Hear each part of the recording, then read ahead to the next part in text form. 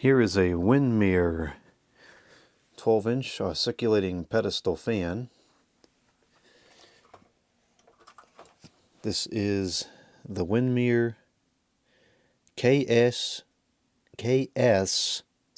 like a snake, -12H, made in China by Paragon. It's pretty dirty.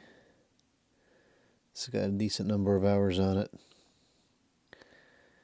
It's got the white motor. And it definitely had some sun and or moisture exposure over the years. The knob is yellowed and the tilt mechanism is pretty yellowed.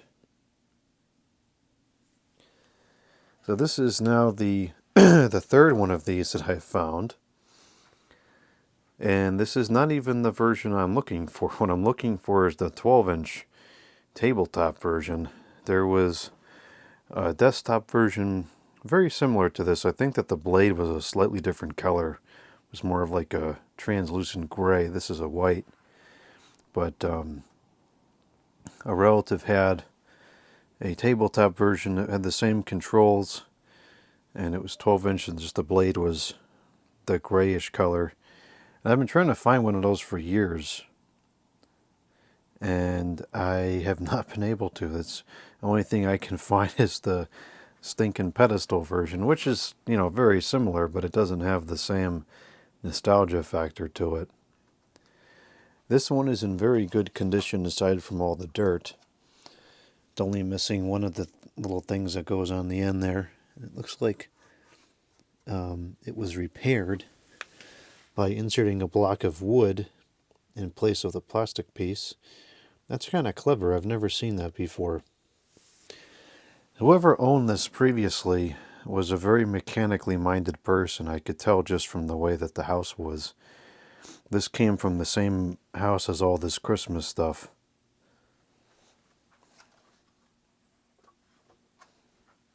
I might have to keep that repair in mind next time I restore a pedestal fan, because that is a very common issue, to have the end pieces there come off and then the stand loses its integrity. I did make one attempt quite a few years ago to purchase the 12-inch tabletop model. I have some videos on the channel here of the exact fan, the exact instance. It's still in the family. I don't think it's used too much anymore, but it's still around. I think I have probably multiple videos of it by now. I tried to buy one on stinking eBay several years ago, which is a absolute last resort option for me, because I don't like that site. It's full of snake oil, dishonest people, scams, lies, greed. I just don't like it. But after years and years of searching and not finding it, I says, fine, I'll look on there. I knew there was one on there. There had been one on there for several years, and it wasn't selling, of course, because the price was totally ridiculous. I think it was listed for $79 and change, and it just kept getting relisted over and over and over again, and not selling because, of course, it's not worth that kind of money. It never was. Even when it was new, it wasn't worth that kind of money. So finally, I said, no, just for the nostalgia value, I'll buy it. Because at that time, my financial situation was different than it is now. And it was not advisable. It didn't make any sense to do it, but I could do it and it didn't matter. So I bought it. I bid on the auction. Of course, nobody else did. And I won the auction. And then in typical eBay fashion, this is so typical. I've had this happen so many times before I stopped using the site. In typical fashion, I win the auction, and then you get the mysterious transaction canceled because the item is no longer available. Now, typically one of two things will happen, and I've been able to prove this on multiple occasions. This is exactly what happens. Either usually, and I think I've actually done videos on this, the transaction gets canceled, and then a bunch of weeks later, the thing will get relisted, but at an even higher price. Now, I don't understand how that's allowed, how eBay allows that, because from what I understand, when you bid on something, that's like a contractual action where you're obligated to pay for it if you win the auction. So I don't understand why, from the buyer side, the same contract doesn't exist where if somebody wins the auction at whatever price it may be, why is that person not obligated to sell it at that price? You know, I would think after so many habitual times of canceling an auction and then relisting it weeks later for some bogus reason, I just would think that eBay should catch on to that, but I guess they don't. I don't know. Whatever. So a lot of times that'll happen.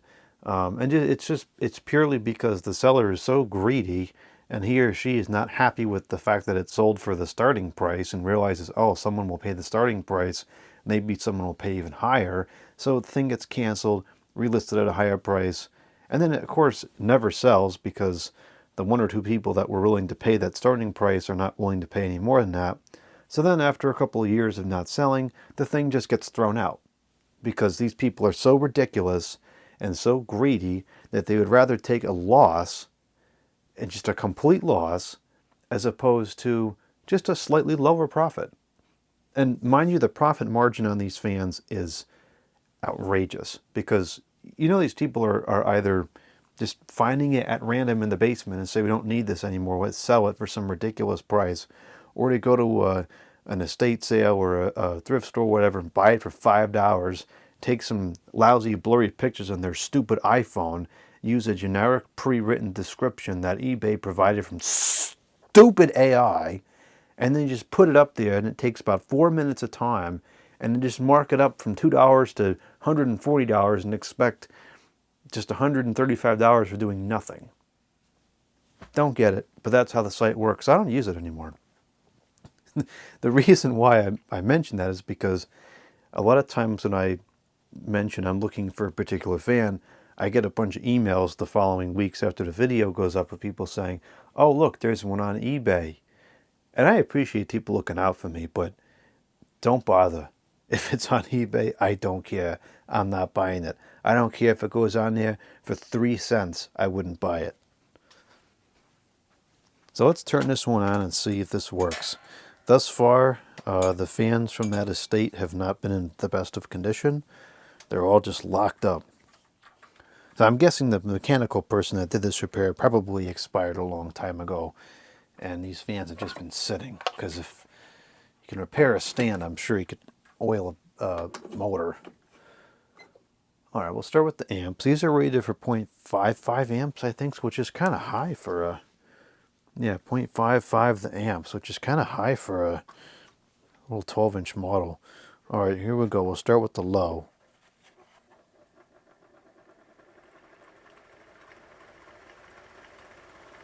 Oh boy, those bearings are rooted. Bad. Or the blade is loose on the shaft. That's so bad I could see the blade being loose. Alright, that's 0.25 to amps. 29.2 to watts. Power factor 98. So the cap is probably still good. Now inherently, Windmere was not a top quality brand. You know, we know that the oscillation mechanisms notoriously don't work for whatever reason, and the bearings not the greatest. But I always felt like performance-wise, they were pretty reasonable. You know, this is a 90s era product. Stuff was getting pretty chintzy by the 90s. This was probably on the higher end of the performance scale for what you could get at the time. Even coated in dust like that, I can still feel it pushing air across the room. And it's not particularly noisy either. There's a lot of noise from the bearings, but the air noise isn't too bad. It's running pretty fast. Alright, let's try the medium. Yeah, it's not that badly out of balance. I'm surprised the bearings are so worn. Medium also works. That is 0.29 the amps, 30 3.9 the watts with power factor 1 on the nose. Reasonably powerful.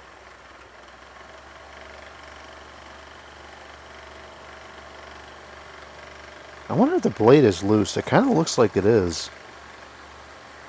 On high, that is 0.36 the amps, 41.1 the watts, power factor 95.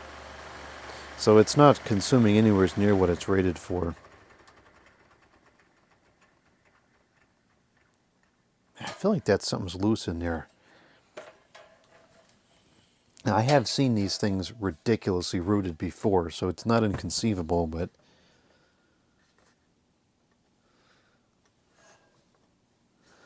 no, that might just be the bearings.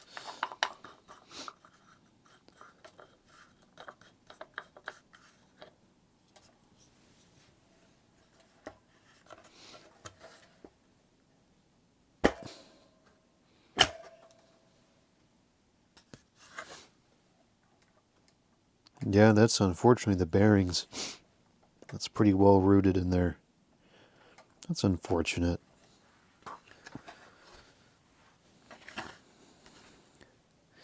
And this is probably not particularly high hours either. I mean, it's dirty, but unless the inside of this was cleaned meticulously, which it seldom ever is, this is probably all the dust it's ever had.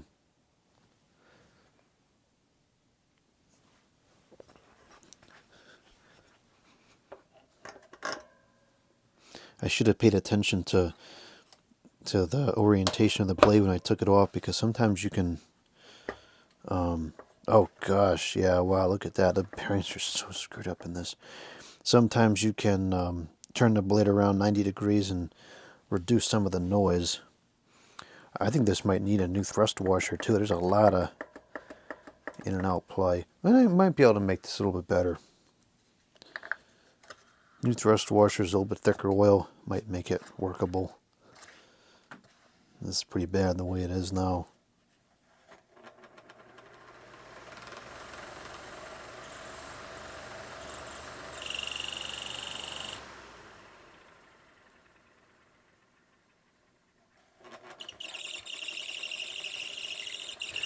Well, let's see if the oscillation works. Nope, typical.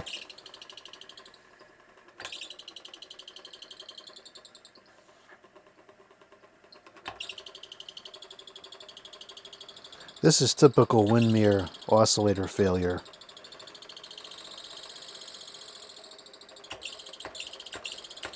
It's so stiff it's not even able to move.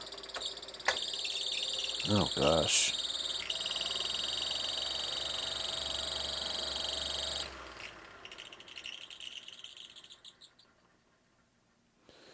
Okay, well this is going to need a lot of work.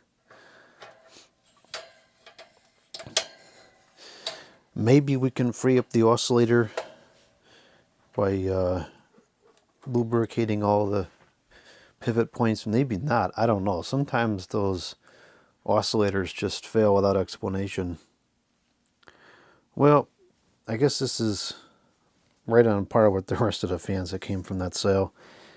It was pretty much free. The value of the Christmas stuff exceeds what I paid alone, so for a free fan, there's plenty to work with. We'll get it working again. The oscillation, I don't know, but that's to be expected for Windmere.